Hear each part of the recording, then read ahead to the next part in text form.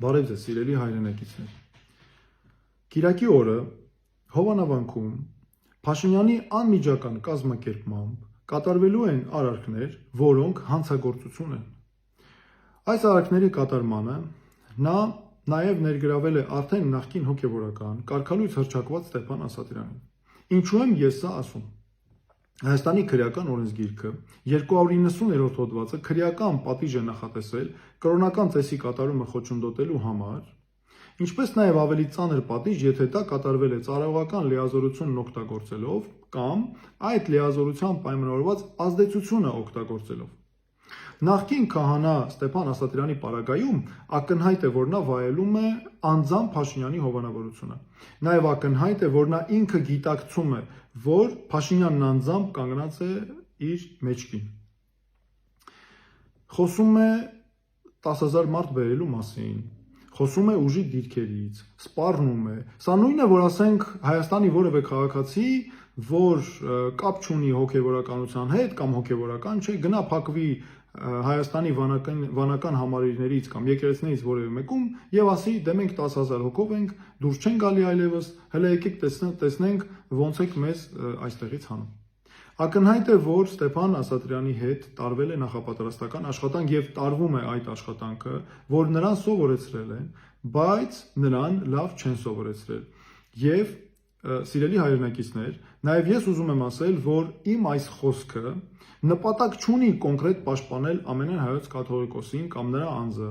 կոնկրետ հոգևորականների։ Դուք կարող եք նրանց սիրել կամ չսիրել, դա ձեր գործն է եւ ձեր իրավունքն է, բայց մենք հիմա կանգնած ենք մեր նվիրական արժեքների պաշտպանության խնդրի առաջ։ Եվ ես հիմա ուզում եմ անդրադառնալ 3 կեղծիքի,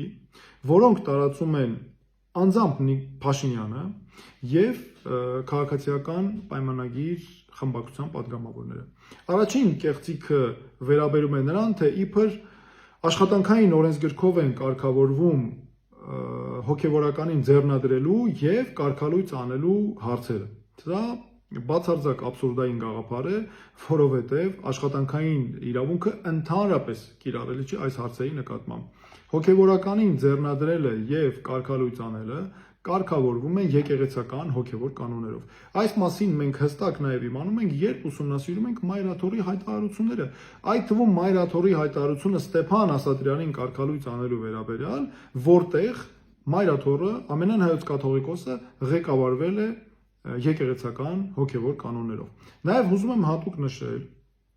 որ գոյություն ունի միջազգային պրակտիկա, մարդու իրավունքների եվրոպական դատարանի նախադեպային որոշումներ, որոնք հստակ ամրագրում են, որ եթե կրոնական կազմակերպությունը ընդունում է այնպիսի որոշումներ, որոնք հիմնված են հոգևոր կամ կրոնական կամ եկեղեցական կանոնների վրա, ապա այն օրենքները, կարգերը, հրամանները, որոնք ընդունել է խորհրդարանը կամ ազգային ժողովը, նախարարներ, կառավարություն, կիրառելի չեն սրանց նկատմամբ։ Եվ Ստեփան Ասատրյանը, որ իր խոսքում համեմատություններ է անում հայցվորի ու պատասխանողի հետ, ակնհայտ է, որ սրանք վերաբերելի չեն մեր գործին, որովհետև չի կարող ոչ քաղաքացիական դատավարության օրենսգիրքը, ոչ քրեական դատավարության օրենսգիրքը, որ նմանատիպ որևէ այլ ակտ կիրառելի լիներ այս հարցերի նկատմամբ։ Հաջորդ կեղծիքը վերաբերում է նրան, թե եկեղեցիները չեն։ Սա ամենատարածված եւ ամենասիրելի կեղծիքներից է, որ ԿՊ-ն անընդհատ օգտագործում է։ Շատ ներողություն, եթե եկեղեցականները չեն, բա ովքեր են այդ դեպքում, ինչ է կազմում եկեղեցին, պատերն են, քարերն են, ծառերը, խոտերը, սա նույնն է, որ ասենք զինված ուժերը, զինվորականները չեն։ Այդ դեպքում ինչ է կազմում զինված ուժերը, զորամասերի պատերը, քարերը, զինվորական տեխնիկան, չի լինում, չէ՞ այսպես։ Դրա համար զինված ուժերը նախևառաջ զինվորականներն են, ինչպես եւ եկեղեցին նախևառաջ եկեղեցականներն են։ Մյուս կեղծիքը վերաբերում է անձամբ Փաշինյանի ձևակերպած կամ խորամանկ ձևակերպմանը, թե իբր ես հայ առաքելական եկեղեցու հավատավոր հետևորդ եմ եւ դա օգտագործելով միջամտում է եկեղեցու ներքին գործերին։ Այստեղ նախ եւ առաջ պետք է հստակ արձանագրենք, որ եկեղեցին Հայաստանի բոլոր օրենքներով եւ սահմանադրությամբ անջատ է պետությունից։ Պետությունը ճանաչում է հայաստանյաց առաքելական Սուրբ եկեղեցու ինքնակառավարման իրավունքը։ Հայաստանյաց առաքելական Սուրբ եկեղեցին գտնվում է պետության պաշտպանության ներքո։ Եվ ցանկացած քայլ, որը միջամտություն է եկեղեցու ներքին գործերին, դա խախտում է Հայաստանի օրենքները։ Հետևաբար, վարչապետը, որ փորձում է թաքնվել եկեղեցու հավատավոր հետևորդ լինելու այդ կեղծ շղարշի ներքո, չի կարող խախտել իր լիազորությունները, անկախ նրանից, թե ինչ է զգում, ինչ է պատկերացնում, ինչ պատկերացումներ ունի ներքին ինքն իր մասին։ Հիմա եկեք տեսնենք, թե թվարկենք, թե ինչպես է իրականացվում արշավը եկեղեցու նկատմամբ։ Սկզբում Փաշինյանը սկսեց նրանից, որ սկսեց օգտագործել հայոյախառն արտահայտություններ,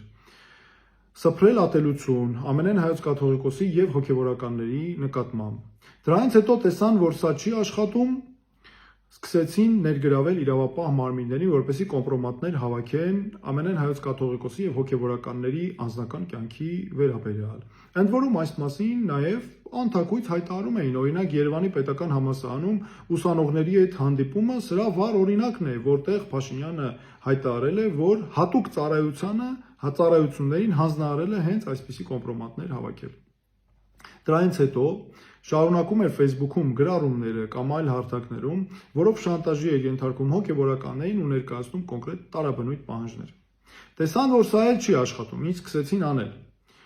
Սկսեցին փնտրել կարգալույց հոգեվորականների։ Դրանից հետո սա էլ չաշխատեց։ Սկսեցին փնտրել, որ ամենավտանգավորն է հայոց եկեղեցու միասնականության տեսանկյունից գործող հոգեվորականներ, եւ այդ գործող հոգեվորականների միջոցով սկսեցին պառակտել ու հիմա էլ շարունակում են պառակտելու ու քանդելու գործընթաց հայոց եկեղեցու։ Ակնհայտ է, որ այս ամենը, այս ողջ քաղաքականությունը սև ու սպիտակը եկեղեցու ներս տեղափոխելու ռազմավարություն է։ Եվ սրանով ինչ նպատակներ է նաև հետապնդում անձամբ Փաշինյանը։ Նախ եւ առաջ կատարել ադրբեջանական պահանջները, ադրբեջանական իշխանությունը հռչակել է հայոց եկեղեցին որպես թշնամական կառույց եւ 5-րդ չարասյուն, այս մասին անընդհատ խոսում է նաեւ Փաշազադեն, որը նրանց հոգեվոր առաջնորդն է։ Փաշինյանը նպատակ ունի սրանով եկեղեցին, այս արշավով եկեղեցին դարձնել ՔՊ-ի քարոզիչ եւ ՔՊ-ի կցորդ։ Ու առհասարակ ակնհայտ է, երբ ուսումնասիրում ենք հատկապես Փաշազադեի հայտարարությունները, որ Փաշազադեն ու Փաշինյանը գործում են այստեղ իրար լրացնելով։ Ուզում եմ նաև հստակ, որպեսզի մենք արձանագրենք, սիրելի հայրենակիցներ, որ այս գործընթացն այլևս հակաքրիստոնեական է եւ քրիստոնեության պաշտպանության դիրքերի մասին է, հարցը այստեղ պետք է դրվի։ Վաղուց այն դուրս է եկել միայն հայաստանյաց առաքելական Սուրբ եկեղեցին պաշտպանելու առաքելությունից։ Մի մարդ, որ տապալել է ամբողջ երկրի կառավարումը, ձախողել է բոլոր ոլորտներում,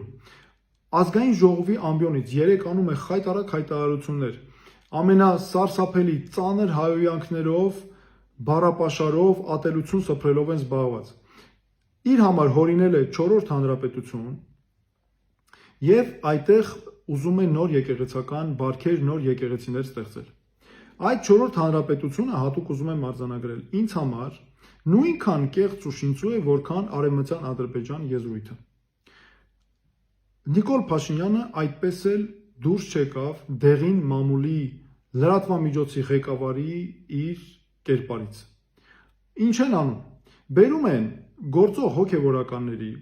այս վերջերս հատկապես դա շատ տարածված է։ Բամբասանքի մակարդակի խոսակցություններ են վերհանում, ինչ որ ներքին խոսակցություններ տարբեր մակարդակներում, իբր որ տեղ են ունեցել ամենայն հայոց կաթողիկոսի, տարբեր հոգեվորականների հետ, որ ընդհանրապես ստուգել չես կարող արդյոք նման բան տեղի ունեցել, թե չէ։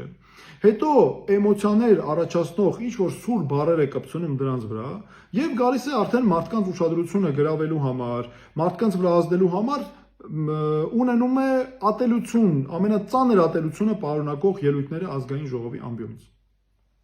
Ես ուզում եմ հստակ մենք արձանագրենք, սիրելի հայրենակիցներ, մենք պետք է նկատի ունենանք, որ մեր եկեղեցին մեր ազգային ինքնության հենասյուներից մեկն է, մշտապես եղել է մեր կողքին, հայոց ցեղասպանության տարիներին, այլ դժվար ժամանակահատվածներում, Ես ինքս անձամբ տեսել եմ ինչպես են հայ հոգևորականները քարորյա պատերազմի ժամանակ 44-օրյա պատերազմի ժամանակ զենքը ձեռքներին կռվում առաջնագծում։ Մենք ունենք հոգևորականներ, որոնք անհետ կորած են, որոնք արիաբար զոհվել են, որոնք վիրավորվել են պատերազմում եւ մինչեւ հիմա շարունակում են իրենց ծառայությունը։ Ես ուզում եմ նաեւ դիմել մեր հայրենակիցներին, սիրելի հայրենակիցներ, չպետք է տրվել սադրանքների, պետք է լինենք մեր ազգային արժեքների պաշտպանության դիրքերում, չպետք է տրվենք կեղծիքների, չպետք է հավատանք մի մարդու, ով ասում է ես Ստեփան Ասատրյանի կարգալույծ լինելը չեմ ընդունում, այն պարագայում, երբ ստացվում է ինքը ընդունում է, նրա ձեռնադրված լինելը նույն ամենայն հայոց կաթողիկոսի կողմից։ Այստեղ ակնհայտ է